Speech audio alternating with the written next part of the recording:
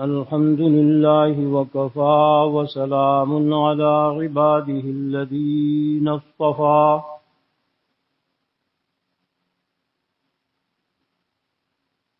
خصوصا على سيد الرسل وخاتم الأنبياء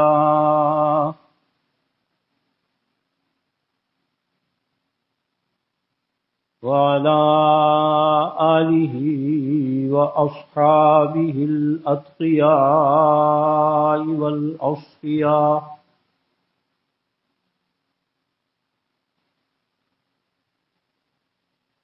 الذين هم خلاصة العرب العرباء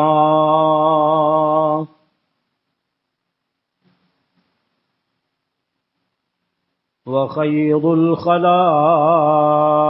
بعد الأنبياء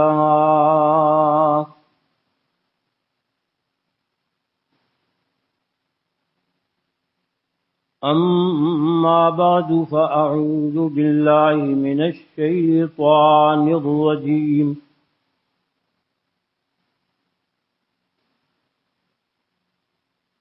بسم الله الرحمن الرحيم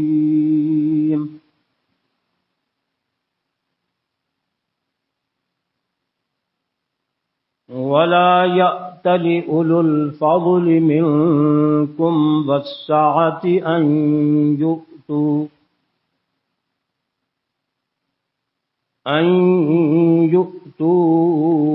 أولي القربى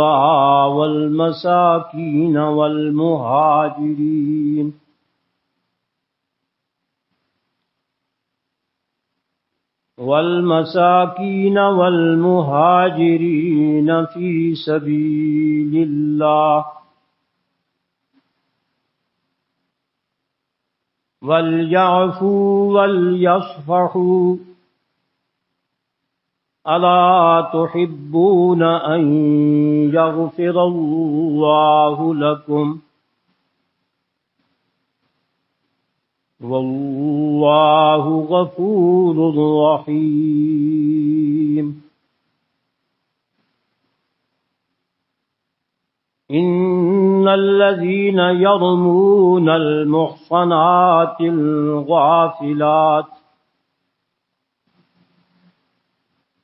الغافلات المؤمنات لعنوا في الدنيا والآخرة ولهم عذاب عظيم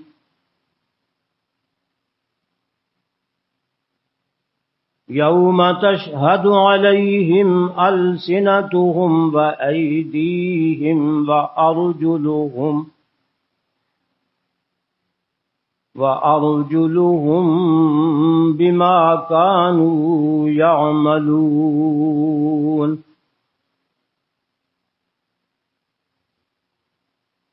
يومئذ يوفيهم الله دينهم الحق ويعلمون أن الله هو الحق المبين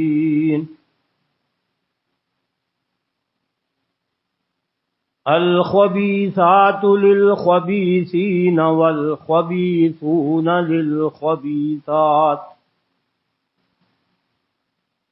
والطيبات للطيبين والطيبون للطيبات أولئك مبرؤون مما يقولون لهم مغفرة ورزق كريم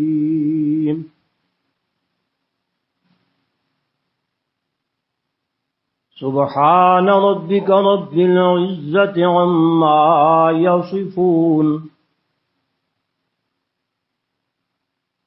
وسلام على المرسلين والحمد لله رب العالمين.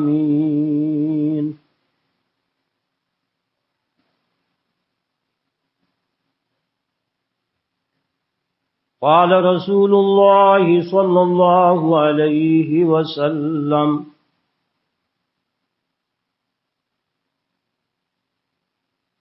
إن خير الحديث كتاب الله وخير الهدي هدي محمد صلى الله عليه وسلم وشر الأمور محدثاتها وكل محدثة بدعة وكل بدعة ضلالة وفي رواية وكل ضلالة في النار.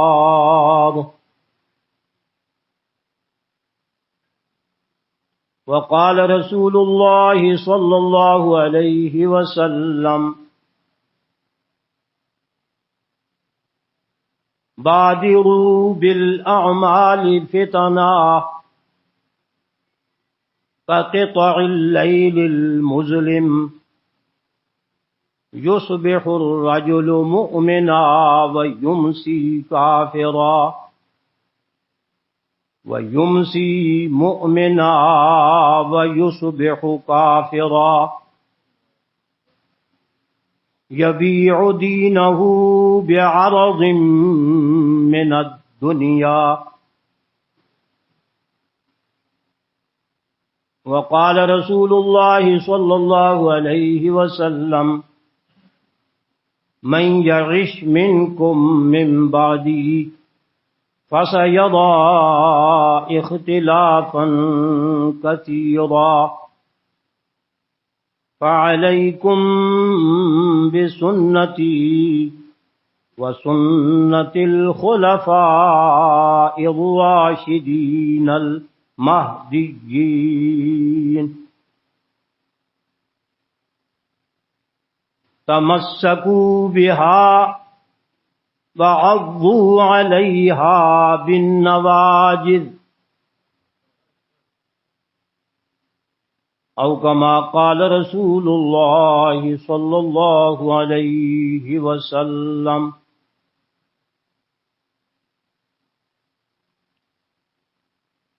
يا رب صل وسلم دائما أبدا على حبيبك خير الخلق كلهم.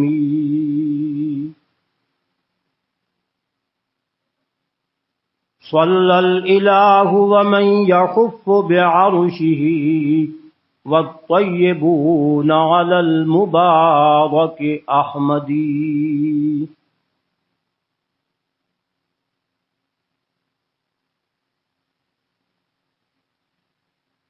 فتنہ عنسیو کذاب مٹایا کس نے، فتنہ عنسیو کذاب مٹایا کس نے، زور ردت کا زمانے سے ہٹایا کس نے، فارس و روم کو مٹی میں ملایا کس نے، فارس و روم کو مٹی میں ملایا کس نے، کفر کو موت کا پیغام سنایا کس نے،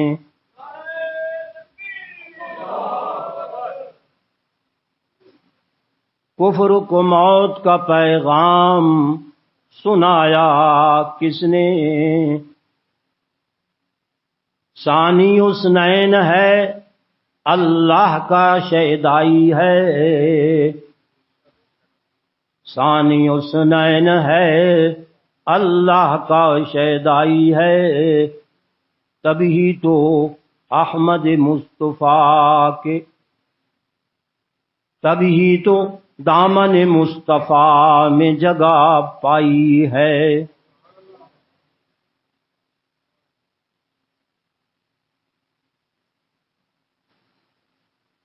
یا تو صدیق کے اوصاف کا اقرار کرو، یا تو صدیق کے اوصاف کا اقرار کرو، ورنہ لازم ہے کہ قرآن کا انکار کرو۔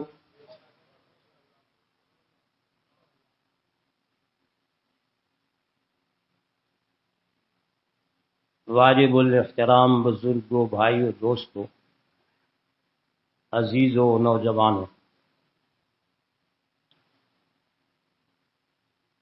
گزشتہ جمعہ پر بھی آپ کے سامنے کچھ گزارشات دین کے حوالے سے پیغمبر علیہ الصلاۃ والسلام کے صحابہ کرام کے بارے میں کچھ گزارشات میں نے پیش کی تھیں۔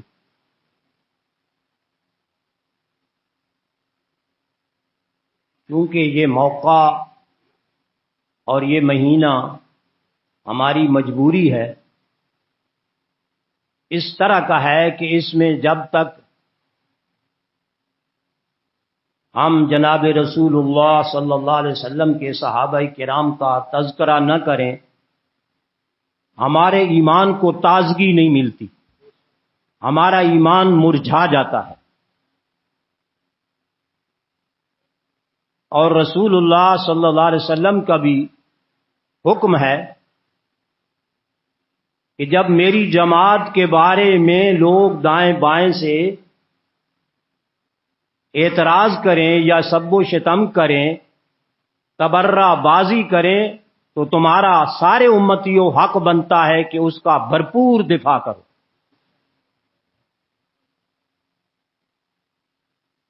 جو دفاع نہیں کرے گا وہ کاتم وہی ہے، وہ کاتم قرآن ہے۔ کاتم کا معنی چھپانے والا، مداہن۔ ہم مداہن نہیں بن سکتے، اللہ کے قرآن کو برملا انشاءاللہ بیان کریں گے، کچھ بھی ہو جائے۔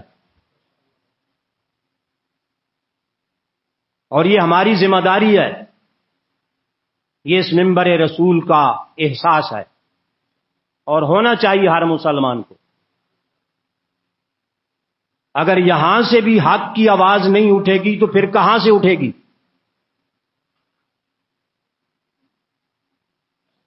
اس واسطے مجبوری ہے ہماری، معذوری ہے ہماری کہ ہم جناب رسول اللہ صلی اللہ علیہ وسلم کے صحابہ کرام کا ہر حال میں دفاع کریں گے، کر رہے ہیں، کرتے رہیں گے۔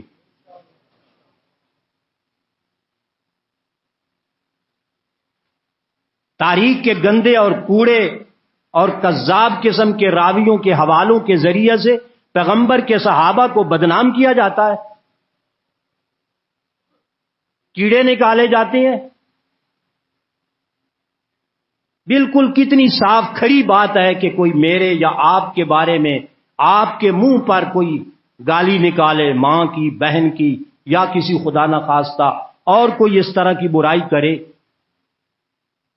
تو آپ برداشت نہیں کرتے، تو ہم جناب رسول اللہ کے صحابہ کے بارے میں تبرہ بازی کیسے برداشت کریں؟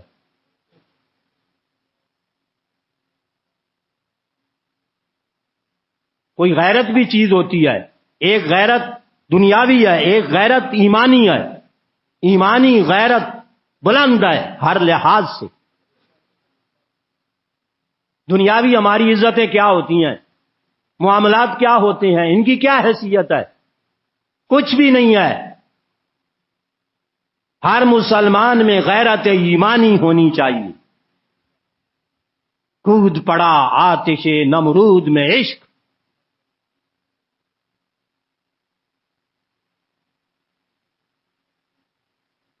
یہی غیرت ایمانی پیغمبر کے صحابہ کے اندر موجود تھی۔ ذرہ برابر بھی نہ وہ باپ کا خیال رکھتے تھے، نہ ماں کا خیال رکھتے تھے، نہ بیٹے کا خیال رکھتے تھے، نہ اپنی بیوی بچوں کا خیال رکھتے تھے۔ جب دین کی بات آ جاتی تھی تو دین پہ سب کو قربان کر دو۔ ہم ان کے تابعدار، ہم ان کے نام لیوا، ادنا درجے کے غلام. اگر ہمارے میں یہ بات نہ ہو تو پھر یہ بغیرتی ہے، ایمانداری نہیں ہے.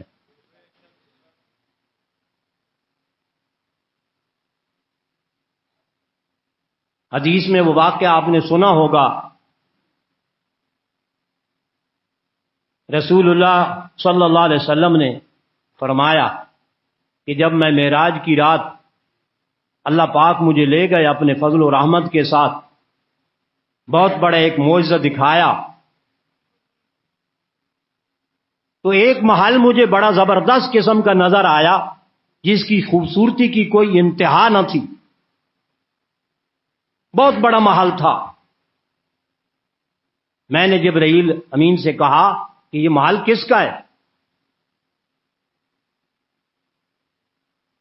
انہوں نے فرمایا کہ یہ محل حضرت عمر فاروق رضی اللہ تعالی تمام آسائشوں سے نعمتوں سے اٹا ہوا بہت بڑا محل دکھایا گیا، انتہائی خوبصورت ترین. میں حیران ہوا اس محل کو دیکھ کر. تو اسی سے آپ اندازہ لگائیں کہ رسول اللہ صلی اللہ علیہ وسلم کا محل، حضرت ابوبکر صدیق کا محل اس سے کتنا اعلیٰ اور افضل ہوگا کہ عمر فاروق کا ایسا محل کہ پیغمبر علیہ السلام کو رشک آیا اس کے دیکھنے پر. میں نے کہا کہ مجھے ذرا اپنے دوست کا محل دیکھنے تو دے، اجازت دے کہ میں اس محل کو دیکھوں. فوراً ہی مجھے خیال آیا کہ عمر کی غیرت بڑی زبردست ہے. پھر میں نے اپنا مطالبہ سوال ہٹا لیا، میں نے اپنا مطالبہ ہٹا لیا، میں نے نہیں دوبارہ سوال کیا. ذہن میں خیال آیا، اللہ نے ڈالا کہ عمر کی غیرت بڑی زبردست ہے، تو میں اس کی غیرت کو گویا اس کی اجازت کے بغیر اس کے محل میں داخل ہوں، یہ اس کی شان کے خلاف ہے.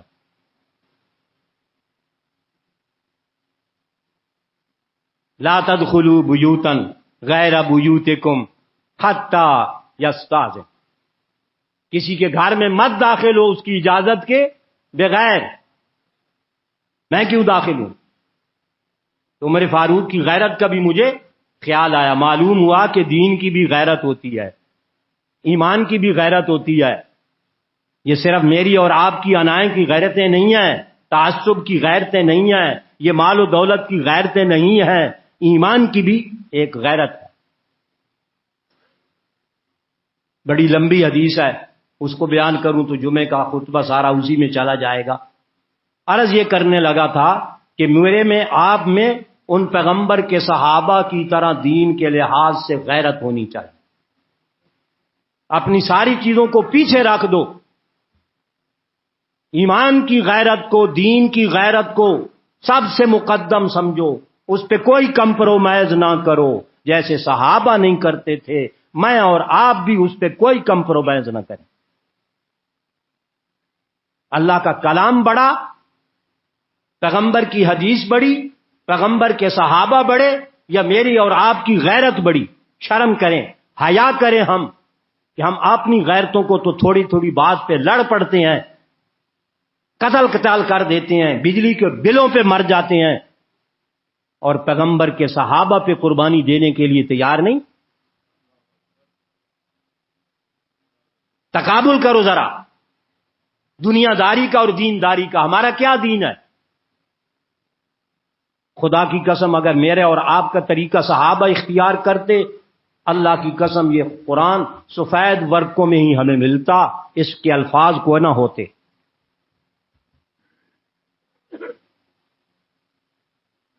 اگر وہ دین کے معاملے میں کمپرومائز کرتے نہیں کی. قرآن کے سچے شاہد، زبردست قسم کے دائی اس اللہ کے قرآن کے تھے، جس کو میں نے اور آپ نے صرف اپنے برکت کے لیے گھر میں رکھا ہوا ہے، عمل میں بالکل نہیں لے آتے، عقیدے میں بالکل نہیں پڑھتے، اس کا ترجمہ بالکل ہم نے چھوڑ رکھا ہے. اسی واسطے دنیا جہان کی گمراہی، دنیا جہان کی بدماشی آج ہمارے گھروں کے اندر موجود ہے، بازاروں میں موجود ہے، ہمارے خاندانوں میں موجود ہے. صرف اللہ کے قرآن سے دوری کی وجہ سے.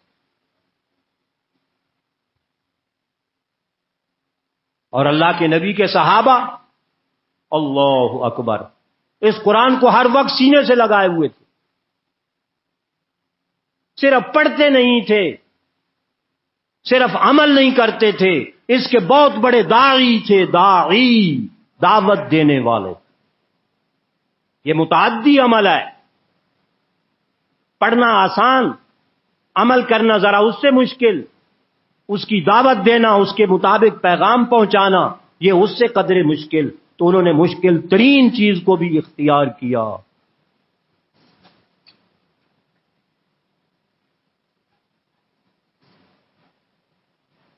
اللہ اکبر، اللہ اکبر. صحابہ کی بڑی اونچی شان ہے. ایک اور بات اچھی طرح کان کھول کے سن لیں. جس طرح جناب رسول اللہ صلی اللہ علیہ وسلم کے بعد کسی قسم کا کوئی نبی نہیں آ سکتا. آپ خاتم النبیین ہیں، آپ سب کا ایمان ہے. ہمارے نئے چیف جسٹس صاحب نے ایک غلط فیصلہ کیا، آپ نے دیکھ لیا ہوگا. انشاءاللہ اس کے بارے میں بھی بیان ہوگا. علماء اٹھیں گے. بے ایمانی ہے، چور دروازے، اس کے ذریعے سے ان کو خوش کرنا چاہتے ہیں، غیر مسلموں کو، بے ایمانوں کو. ایک طے شدہ معاملہ اس کو پھر چھیڑتے ہیں اور الزام میرے اور آپ پہ لگاتے ہیں کہ مولوی دہشت گردی کرتے ہیں. یہ دہشت گردی نہیں ہے. اس کے ذریعے سے کتنے لوگوں کے ایمان زخمی ہیں. دل نابرداشتہ ہے کہ یہ کیسا فیصلہ ہوا اس ملک کے پاکستان میں. جو کلمہ لا الہ الا محمد الرسول اللہ پورا کلمہ پڑھیں، اس کی بنیاد پر بنایا گیا. اور اسی کا چیف جسٹس یہ غلط فیصلے دے رہا ہے قرآن و سنت کے خلاف، آپ کی نبوت کے خلاف. ان لوگوں کو تحفظ دے رہا ہے. شرم کرو بے ایمانو، کچھ غیرت کھاؤ. حکمرانوں کیا کر رہے ہو تم؟ سانپ کی جب موت آتی ہے تو وہ راستے پہ آ کر بیٹھتا ہے. ایسی ایسی چیزیں چھیڑ کر ہمارے ایمان کو تم خود دہشت گردی پھیلاتے ہو، ملک کو بدامنی کا نشانہ بناتے ہو، الزام دوسروں پہ لگاتے ہو. تو جیسے رسول اللہ صلی اللہ علیہ وسلم اللہ کے آخری نبی ہیں، قرآن کا فیصلہ ہے ما کان محمد ابا احد من رجالکم ولکن رسول اللہ وخاتم النبیین. ہر مسلمان کو یہ آیت یاد ہونی چاہیے، منہ پہ مارو.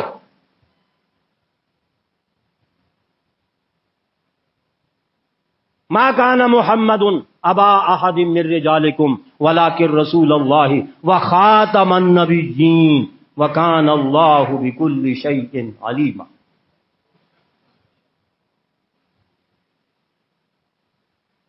اسی طرح یا اللہ کے رسول صلی اللہ علیہ وسلم آخری نبی، آخری پیغمبر، خاتم النبیین. صحابہ بھی خاتم الاصحاب ہیں. اب کوئی صحابی نہیں بنے گا، جیسے نبی کوئی نہیں بن سکتا، کوئی صحابی بھی نہیں بن سکتا. صحابی ہوتا ہی وہی ہے جو نبی کو دیکھے، جو نبی کا شاگرد ہو، جو نبی سے پڑھے، جس نے نبی سے تعلیم اور شاگردی اور تربیت حاصل کی ہو. ہوتا ہی صحابی وہی ہے. تو پھر جب نبوت کا دروازہ ختم تو صحابیت کا دروازہ بھی ختم.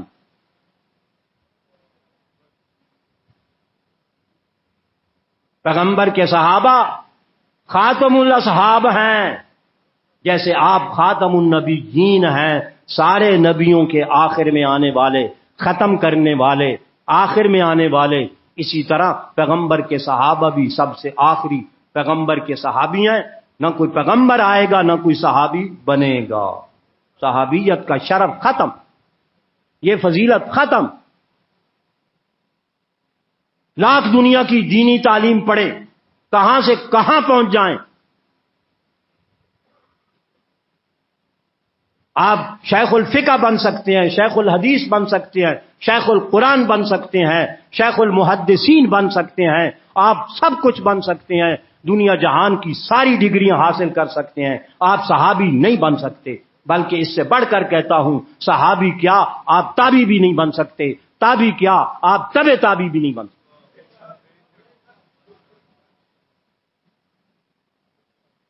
کیونکہ تابعی وہ ہوتا ہے جس نے صحابی کو دیکھا ہو، جب صحابی نہیں ہے تو کس کو دیکھے گا؟ تابعی وہ ہوتا ہے جس نے تابعین کو دیکھا ہو۔ ان تین زمانوں کی رسول اللہ صلی اللہ علیہ وسلم نے ضمانت دی، بعد کے زمانوں کی کوئی ضمانت نہیں دی آپ نے، ان کے بارے میں کچھ نہیں فرمایا، بلکہ یوں فرمایا ثم یفشل الکذب، ان تین زمانوں کے بارے میں، یعنی جو ایمان والے لوگ ہوں گے سچے مخلص، ان تین زمانوں کے لوگ ہوں گے۔ بے ایمانوں کی منافقوں کی بات نہیں ہو رہی، ایمانداروں کی بات ہو رہی ہے، ایمانداروں کہ جو ہوں گے ایمان کا دعویٰ رکھنے والے، وہ ان تین زمانوں میں ہوں گے، خیر القرون قرنی ثم الذین یلونہم ثم الذین یلونہم۔ یاد کر، چھوٹے چھوٹے جملے تو یاد کر لیا کرو یار، کیا ہو گیا؟ انگریزی کے بڑے بڑے کالم لکھتے ہو، اردو کے بڑے کالم لکھتے ہو، اپنی اپنی زبان کے بڑے کالم لکھتے ہو، کیا عربی تمہیں لڑتی ہے؟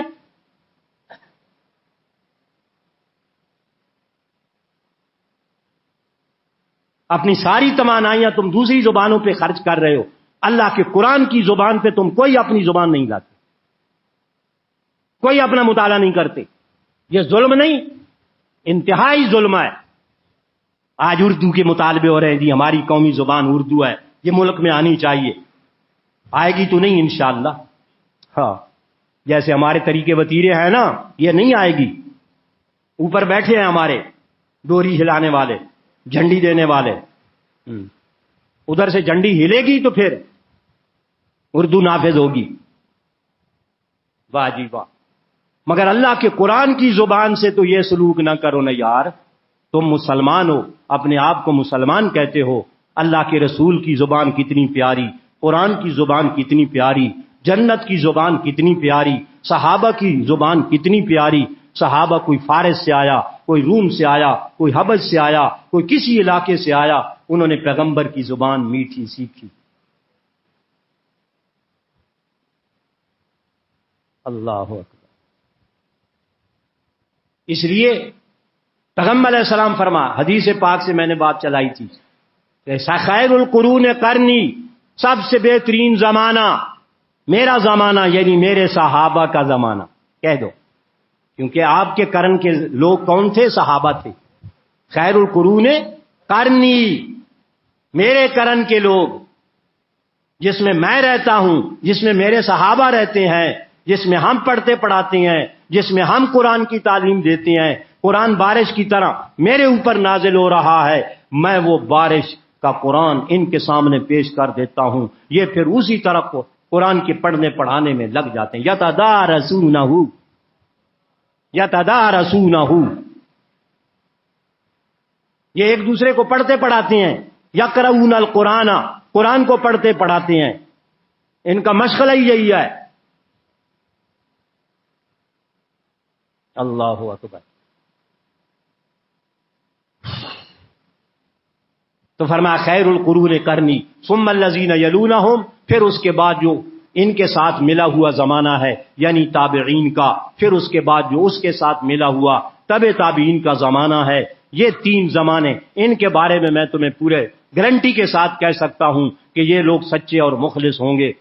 جی، ان پہ اعتماد کرنا، بعد والے لوگوں پہ چاہے جتنا مرضی ہو، قرآن کے خلاف کہے، حدیث کے خلاف کہے، اس کی بات بالکل بھی نہ ماننا۔ یہی اسلاف امت ہے۔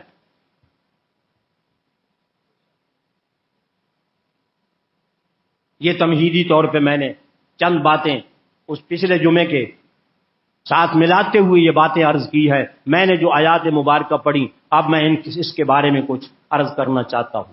یہ سورہ نور کی آیات مبارکہ ہے، آیات نمبر 22، 23، 24 اور 25۔ ان آیات کا میں نے آغاز کے اندر تلاوت کرنے کا شرف حاصل کیا ہے۔ ایک واقعہ پیش آیا، بڑی تفصیل ہے، اس واقعے پہ کئی جمعے پڑھائے جا سکتے ہیں الحمدللہ، مگر اس واقعے کو میں اب نہیں چھیڑتا۔ مختصر آپ جانتے ہیں کہ ہماری ماں امہات المومنین میں سے سب سے اعلیٰ اور افضل ہماری ماں سیدنا عائشہ صدیقہ رضی اللہ تعالی عنہا۔ ان کے اوپر منافقین نے، کافر لوگوں نے، بے ایمان لوگوں نے پیغمبر کے گھرانے کو توحید کی وجہ سے، قرآن کی وجہ سے بدنام کرنے کے لیے پراپیگنڈا کیا، جس میں حقیقت کا ذرہ برابر بھی کوئی عنصر نہ تھا۔ تہمت لگائی، موقع کی تلاش میں رہتے تھے، کوئی کمی کہیں سے ہمیں نظر آئے، یہ تو کمی بھی کوئی نہیں تھی، خواہ الزام، جھوٹ، کذب۔ ان الذین جاؤوا بالافک، ایک کذب ہے، ایک افتراء ہے، سمجھ لو، ایک کذب ہے، ایک افتراء ہے، اور ایک ہے افک۔ یہ ترقی درجات کی ترقی ہے، کذب کم درجے کا ہوتا ہے یہ بھی جھوٹ، افک اس سے، افتراء اس سے بڑا ہے، اور افک اس سے بڑا ہے، افک اس سے بڑا ہے۔ میری اماں سیدہ صدیقہ رضی اللہ تعالی عنہا کے دفاع کے لیے میرے اللہ نے سب سے بڑا لفظ استعمال کیا، ان الذین جاؤوا بالافک، وہ لوگ جو میرے پیغمبر کی زوجہ محترمہ، پوری امت کی ماں کے بارے میں سب سے دنیا کا بدترین جھوٹ اور پراپیگنڈا جنہوں نے کیا، جاؤوا بالافک عصبۃ منکم، تمہیں میں سے ایک جماعت ہے بے ایمانوں کی، منافقوں کی، کافروں کی، دین اسلام دشمنوں کی ایک جماعت ہے، عصبۃ منکم لا تحسبوہ خیر لکم بل ہوا شر لکم، یہ ان کا فتنہ اندازی کرنا یہ کوئی ان کے لیے بہتر نہیں ہوگا، ان کے لیے شر شر ہوگا۔ یہ وہ واقعہ قرآن پاک بیان کر رہا ہے سورہ نور کے اندر۔ اسی درمیان یہ آیات مبارکہ نازل ہوئی کیونکہ اس جھوٹ کے اندر کچھ صحابہ غلط فہمی کی وجہ سے، ان کے پراپیگنڈے سے متاثر ہو کر وہ بھی وقتی طور پہ شامل ہو گئے تھے، انگلیوں پہ گنے ہوئے چند،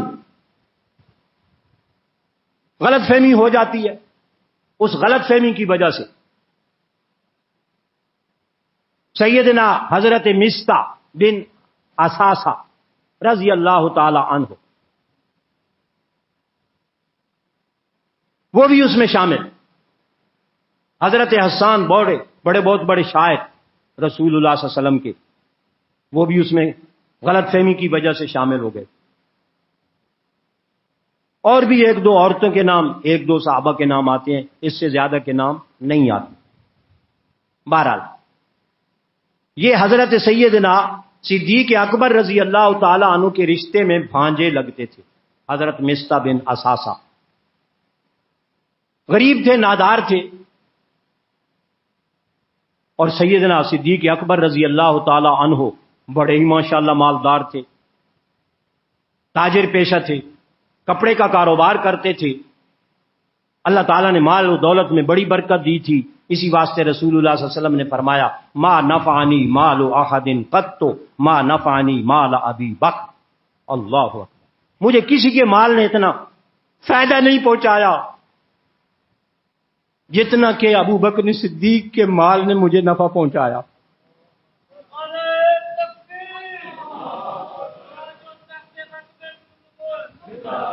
کون سا ایسا موقع ہوگا، کون سا ایسا موقع ہوگا کہ رسول اللہ صلی اللہ علیہ وسلم کو مال کی ضرورت پڑی اور ابو بکر صدیق نے مال پیش نہیں کیا؟ ایویں ہی آپ کی زبان سے نکل گیا، اور آپ نے ایک حدیث میں فرمایا سب کے احسانات کا بدلہ، جن نے مجھ پر احسان کیا تھا کسی بھی حالت میں نے ان سب کے احسانات کا بدلہ اسی دنیا میں دے دیا ہے، سوائے اللہ ابا بکر، سوائے ابو بکر کے، میں اس کے احسانات کا بدلہ نہیں دے سکتا۔ یکافئہ اللہ تعالی، یکافئہ اللہ تعالی، قیامت والے دن میرا اللہ ان کو بدلہ دے سکے گا، میں محمد الرسول اللہ بدلہ نہیں دے سکتا۔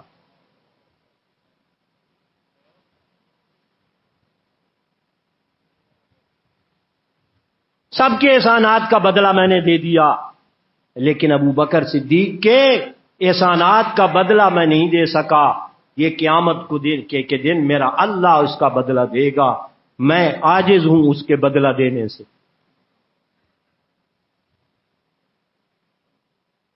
اللہ، تو یہ مصطح بن اساسہ ان کے رشتے میں بھانجا لگتے تھے، غریب اور نادار تھے۔ انہوں نے ان کا روزینہ یا ماہانہ مقرر کیا وہ تھا سیدنا ابو بکر صدیق رضی اللہ تعالی عنہ نے۔ ماہانہ دیتے تھے یا روزانہ دیتے تھے، بہرحال ان کی رج کی خدمت کرتے تھے۔ رشتہ داروں کے ساتھ قرابت داری کا یہ حکم بھی ہے، آت ذل قربا حقہ والمسکین حقہ، مسکین کو بھی اس کا حق دو، اپنے رشتہ داروں کو بھی اس کا حق دو۔ وآت ذل قربا حقہ والمسکین وابن السبیل ولا تبذر تبذیرا، مال کو یوں ہی فضول نہ اڑاؤ، ان کے اوپر خرچ کرو، صلہ رحمی کرو۔ اس حکم کے مطابق سیدنا ابو بکر ان پہ اپنا مال خرچ کرتے تھے کہ رشتہ دار بھی ہے، نادار بھی ہے، مسکین بھی ہے، مہاجر بھی ہے، بدری بھی ہے۔ یہ بدری صحابی ہیں، حضرت مصطح بدری صحابی ہیں، ہر لحاظ سے مستحق ہیں، مہاجر بھی ہیں، مسکین بھی ہیں، رشتہ دار بھی ہیں۔ یہ ساری باتیں اکٹھی ہو گئیں، جتنے پینٹ زیادہ بنتے جائیں گے اتنا اس پہ خرچ کرنے کا ثواب اجر بڑھتا جائے گا، بڑھتا جائے گا، کاٹاگریاں جتنی زیادہ۔ تو جب یہ ان کے پراپیگنڈے میں شامل ہو گئے حضرت مصطح غلط فہمی کی وجہ سے، تو سیدنا ابو بکر کو غیرت آئی کہ میں اس پہ اتنا خرچہ کرتا ہوں، اس کو دیتا ہوں، مال و دولت سے نوازتا ہوں، اور اس کو اتنی خیال شرم نہیں آیا میرا بھانجا ہو کر رشتے میں، اور میرے احسانات بھی اس پر ہیں، اور اس نے اس کے اندر یہ حصہ کیوں ڈالا، کہ حصہ کیوں لیا؟ ام عائشہ فرماتی ہیں رضی اللہ تعالی عنہا، مجھے علم ہی نہیں تھا، کافی عرصے کے بعد، کافی دنوں کے بعد اس سازش کا مجھے علم ہوا، کیونکہ مخدرات، پردے میں بیٹھنے والی عورتوں کا کیا بظاہر باہر گیا ان کا کیا خیال ہوتا ہے، اسی واسطے قرآن نے الغافلات کا لفظ استعمال کیا ہے، جو بیچارے دنیا داری کی چیزوں سے بے خبر، اپنی عبادت معاذ روزے میں، اپنے اعمال میں۔ اللہ اکبر۔ مصطح کی والدہ اور میری غالباً بہن حضرت اسماء یا کوئی اور اسی طرح خاتون کی، ذہن میں اس وقت نہیں آ رہا، وہ اکٹھی گئیں۔ اس زمانے کے اندر بیت الخلاء گھروں میں نہیں ہوتے تھے، باہر جانا پڑتا تھا، اندھیرے میں عورتیں اپنی اس حاجت سے فارغ ہو جایا کرتی تھیں۔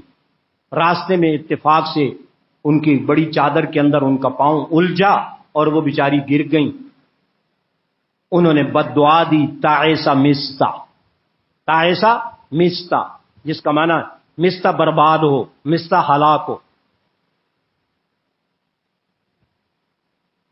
تو انہوں نے جب یہ سنا، جو دوسری ہماری ماں ساتھ شامل تھی، کہا کہ وہ بدری صحابی ہے، تمہارا رشتہ دار ہے، ابو بکر صدیق کا بھانجا لگتا ہے، تم اسے گالی دے رہی ہو، گویا برا بلا کہہ رہی ہو، کیوں کہہ رہی ہو؟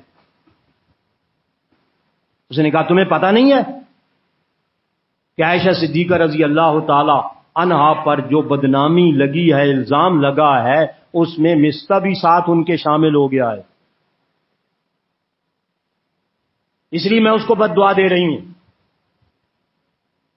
اپنے بیٹے کو بد دعا دے رہی ہے۔ ادھر سے یہ دیکھو، مصطح کی والدہ مصطح کو خود بد دعا دے رہی ہے، کس کی وجہ سے؟ دینی غیرت کی وجہ سے، دینی غیرت کی وجہ سے اپنے بیٹے کو کہہ رہی ہے خدا اس کو ہلاک کرے، اس نے پیغمبر کی بیوی پر، ہماری ماں پر یہ الزام لگایا، لگانے والوں نے، اور اس نے تائید کر دیا ہے، یہ اس میں شامل ہو گیا ہے۔ یعنی آپس میں رحماء بینکم کا اور دین کی غیرت کا ذرا سوچیں کہ ان کے دل کے اندر کتنا دین کا خیال تھا، رسول اللہ کی کتنی عزت تھی، آپ کے گھر والوں کی کتنی عزت تھی، جو بے ایمان لوگ اس کو گستاخی کے ساتھ تعبیر کرتے ہیں آج کل۔ خیر، واقعہ یہ تھوڑا سا ہوا، انہوں نے بد دعا دی، تو پھر آ کے میری والدہ نے مجھے بتایا کہ یہ معاملہ ہوا۔ حضرت سیدنا ابو بکر صدیق رضی اللہ تعالی عنہ نے ان آیات مبارکہ میں یہ واقعہ ذکر ہے کہ انہوں نے قسم کھا لی کہ میں آئندہ کے لیے مصطح کو کچھ بھی نہیں دوں گا، اس پہ جو خرچ کرتے تھے میں ان کو کچھ بھی نہیں دوں گا، قسم کھا لی۔ ایلا کہتے ہیں قسم کھانے کو۔ لا یأتل اولو الفضل منکم، اللہ پاک نے آسمان سے وہی نازل فرما دی اس صحابی کے دفاع کے لیے کہ ٹھیک ہے اس سے غلطی ہو گئی ہے، میں جب اللہ معاف کر دیتا ہوں تو ابو بکر کون ہوتا ہے کہ وہ اس کو معاف نہ کرے؟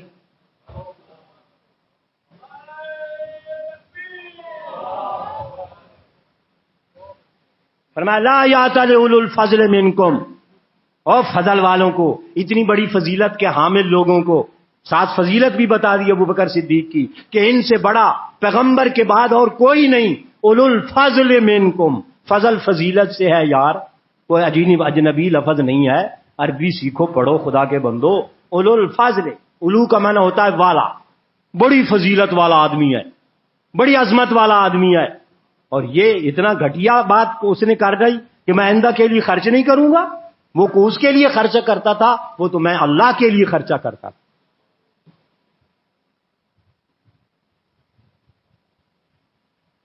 لا یأتل اولو الفضل منکم والسعۃ، مالی گنجائش والے اور درجے کے لحاظ سے اتنی فضیلت والے لوگ، وہ ان کو قسم نہیں کھانی چاہیے، نہیں کھانی چاہیے۔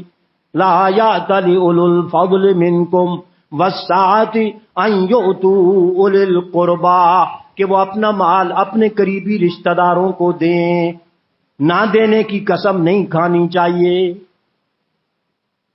ان یؤتوا اولی القربی والمساکین، کہ مسکینوں پہ خرچ نہ کریں، والمہاجرین، مہاجروں پہ خرچ نہ کریں۔ اللہ نے خود بتا دیا کہ جس کے بارے میں قسم کھائی ہے وہ مسکین بھی ہے، وہ مہاجر بھی ہے، وہ تمہارا قریبی رشتہ دار بھی ہے۔ لا یأتل اولو الفضل منکم والسعۃ ان یؤتوا اولی القربی والمساکین والمہاجرین فی سبیل اللہ۔ اللہ اکبر، یہ صحابہ کا اخلاص بیان ہو رہا ہے، یہ صحابہ کا اخلاص بیان ہو رہا ہے۔ فی سبیل اللہ، کہ وہ ہجرت کرتے ہیں تو اللہ کے لیے کرتے ہیں، مسکین ہوتے ہیں تو اللہ کے لیے مسکین بنتے ہیں اور ہوتے ہیں۔ فی سبیل اللہ، ہجرت اللہ کے راہ میں انہوں نے کی، یہ کتنی بڑی فضیلت ہے۔ بدری صحابی ہے، بدری صحابیوں کے لیے، سب کے لیے اللہ تبارک و تعالی نے، بخاری کی روایت ہے، اعملوا ما شئتم قد غفرت لکم، اعملوا ما شئتم، تم میں سے کسی سے کوئی کوتاہی اور غلطی اگر آج تک ہوئی ہے، میں اللہ اعلان کرتا ہوں پیغمبر کی زبان سے، میں اللہ اعلان کرتا ہوں پیغمبر کی زبان سے، قد غفرت لکم، میں نے تم سب کو بخش دیا۔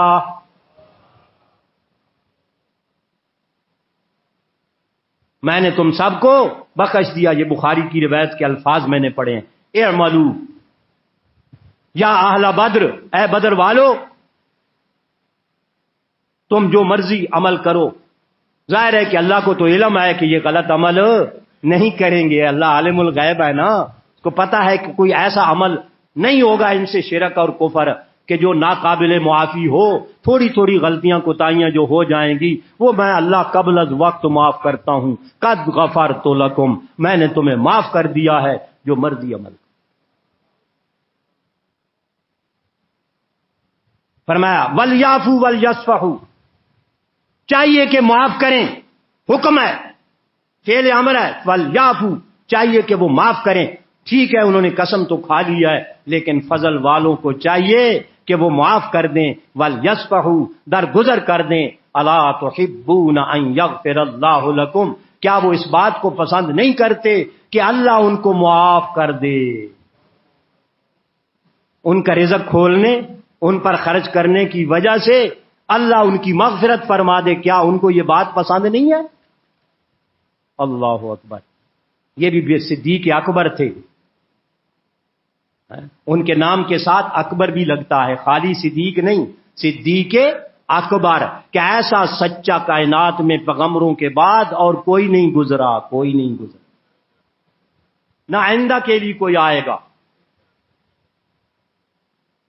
صدیق اکبر رضی اللہ تعالی عنہ نے جب یہ الفاظ نازل ہوئے، حدیث میں آتا ہے، بخاری شریف کے اندر موجود ہے، کہ انہوں نے کہا اے اللہ، میں پسند کرتا ہوں اس بات کو کہ مجھے معاف کیا جائے، میں مستہ کے خرچے کو اسی طرح شروع کر دوں گا، بلکہ حدیث میں آتا ہے کہ ڈبل کر دیا، اگر پہلے 2000 روپے دیتے تھے، مثال دے رہا ہوں، تو 4000 روپے کر دیا،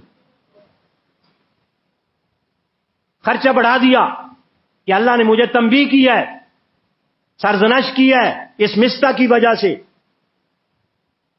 کہ تو نے خرچہ کیوں بند کیا ہے، اس بات کی وجہ سے میں اللہ نے جب معاف کر دیا تو تو بھی معاف کر دے، اور سفارش بھی کی، حالانکہ اللہ سفارش کرنے سے پاک ہیں، وہ تو خود مالک ہیں، قل للہ الشفاعۃ جمیعا، ساری سفارشوں کا مالک میرا اللہ خود ہے۔ لیکن یہ ایک انداز ہے پیار اور محبت کا، جتنا کوئی صاحب عمل ہوتا ہے، جتنا کوئی بڑا ہوتا ہے، اللہ پاک اسی محبت کے ساتھ اس سے گفتگو فرماتے ہیں کہ میں اللہ معاف کر رہا ہوں تو تو بھی میرے بندے معاف کر دے، وَلْيَعْفُوا وَلْيَصْفَحُوا أَلَا تُحِبُّونَ أَن يَغْفِرَ اللَّهُ لَكُمْ وَاللَّهُ غَفُورٌ رَحِيمٌ، اللہ بہت بخشنے والے، بہت مغفرت کرنے والے، بہت رحم کرنے والے ہیں۔ تخلقوا باخلاق اللہ، حدیث میں رسول اللہ صلی اللہ علیہ وسلم نے فرمایا کہ اللہ کی عادات سے، اللہ کے اخلاق سے تم بھی اپنے اخلاق بناؤ، اللہ والی عادتیں اپناؤ۔ جب بندہ غلطیاں کرتا ہے اللہ معاف کرتا ہے، اے بندو تم بھی اگر کسی سے غلطی ہو جائے تم بھی اس کو میری طرح معاف کر دو۔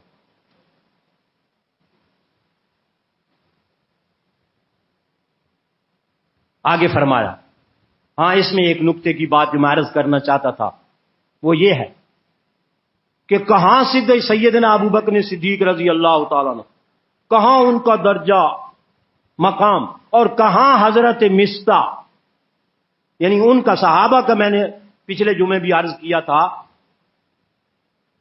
کہ صحابہ کا صحابہ سے تقابل تو ہو سکتا ہے، صحابہ کا بعد والوں سے کوئی تقابل نہیں ہو سکتا۔ بہت بڑی غلطی، بلکہ میں کہتا ہوں کفر ہے کہ بعد والے لوگوں سے صحابہ کا تقابل کرنا۔ صحابہ کا صحابہ سے تقابل ہوگا، دنیا میں بھی یہی قانون ہے، ٹھیک ہے؟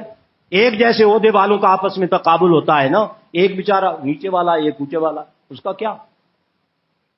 لیکن یہاں نکتے کی بات یہ ہے کہ صحابیت میں دونوں برابر ہیں، صحابیت میں دونوں برابر ہیں، درجے میں وہ بڑے ہیں بہت زیادہ، یہ درجے میں بہت کم ہے ان کے مقابلے کے اندر، مگر میرا اللہ صحابہ کے بارے میں کتنا حساس واقعہ ہوا ہے، کتنی معمولی سی کوتاہی کی وجہ سے سیدنا ابو بکر صدیق جیسی شخصیت کو اللہ نے سرزنش فرما دی۔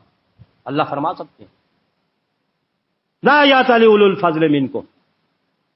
معلوم ہوا کہ سیدنا ابو بکر صدیق ہوں یا سیدنا مستہ ابن اساسہ ہوں یا کوئی اور ادنا درجے کا صحابی ہو، درجے کے لحاظ سے ان صحابہ کے مقابلے میں اللہ کی قسم بعد والے سارے جنات، انسان، فرشتے، جتنے بھی عہدے والے ہیں، سارے کے سارے مل کر بھی ایک صحابی کے ادنا درجے کے جوتی کے تسمے کے برابر بھی ہیں۔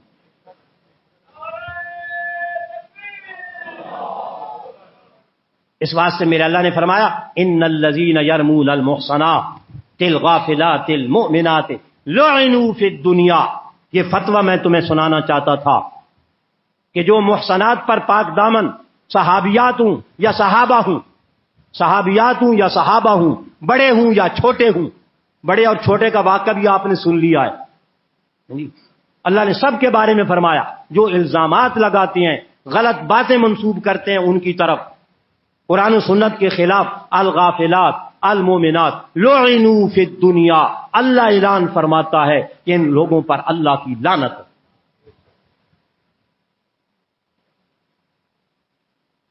جو صحابہ کرام کے بارے میں کوئی چھوٹے بڑے کے بارے میں، چھوٹے بڑے کا میں نے بتا دیا آپ کو کہ پہلے واقعی چھوٹے بڑے کا آ رہا ہے کہ درجے کے لحاظ سے ایک بہت بڑا درجے کا صحابی ہے، ایک بہت ادنا درجے کا اس کی نسبت سے صحابی ہے، مگر اس سے کوتاہی غلطی معمولی سی ہوئی، اللہ پاک نے سرزنش فرما دی۔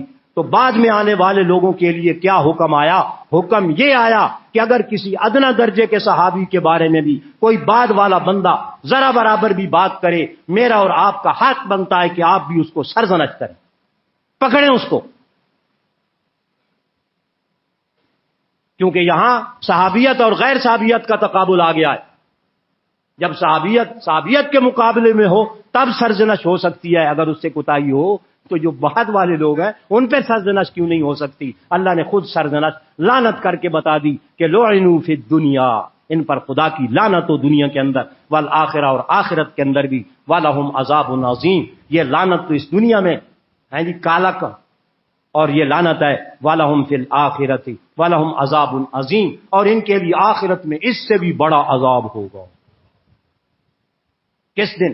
یوم تشہد علیہم السنتہم، جس دن زبانیں بھی گواہی دیں گی، ہاتھ بھی گواہی دیں گے، پاؤں بھی گواہی دیں گے، بما کانوا یعملون، جو کچھ وہ عمل کرتے رہے، یومئذ یوفیہم اللہ دینہم الحق، اس دن اللہ پاک ہر ایک کو اس کے دین کا پورا پورا بدلہ دے گا، کس نے کتنا دین پر عمل کیا، کتنا جس نے عمل نہیں کیا، پورا پورا بدلہ قیامت والے دن اس کو ملے گا۔ ذرا خیال کر کے قدم رکھنا۔ وَيَعْلَمُونَ أَنَّ اللَّهُ الْحَقُّ الْمُبِينُ، آخر میں فرمایا، اسی واقعے کی طرف اشارہ ہے پوری سورہ نور کی، اور حضرت سیدنا صدیقہ بنت صدیق رضی اللہ تعالی عنہ کی طرف اشارہ ہے کہ پیغمبر کے گھر میں کوئی خبیث عورت ہو، ناپاک عورت ہو، بدکار عورت نہیں آ سکتی۔ الخبیثات للخبیثین والخبیثون للخبیثات والطیبات للطیبین والطیبون للطیبات اولئک مبرؤون مما یقولون۔ یہ سارے صحابہ کے بارے میں آخر میں فرمایا، اولئک مبرؤون مما یقولون، جو کچھ لوگ بکواس کرتے ہیں، جو کچھ تبرہ بازی یا غلط باتیں ان کی طرف منسوب کرتے ہیں، پیغمبر کا کوئی بھی صحابی ہو، ہماری ماں ہو یا کوئی صحابی ہو، ادنا درجے کا ہو یا بڑے درجے کا ہو، بعد والے لوگوں کو کوئی حق حاصل نہیں ہے، اس واسطے کہ میں اللہ کہہ رہا ہوں مبرؤون مما یقولون، یہ اس بات سے بری ہیں جو لوگ یہ کہتے ہیں، بکواس کرتے ہیں۔ لہم مغفرۃ، تم سڑتے ہو تو سڑ جاؤ، تم مرتے ہو تو مر جاؤ، میں اللہ نے ان کی مغفرت کر دی۔ لہم مغفرۃ واجر کریم۔ سبحان ربک رب العزت عما یصفون وسلام علی المرسلین والحمد للہ رب العالمین۔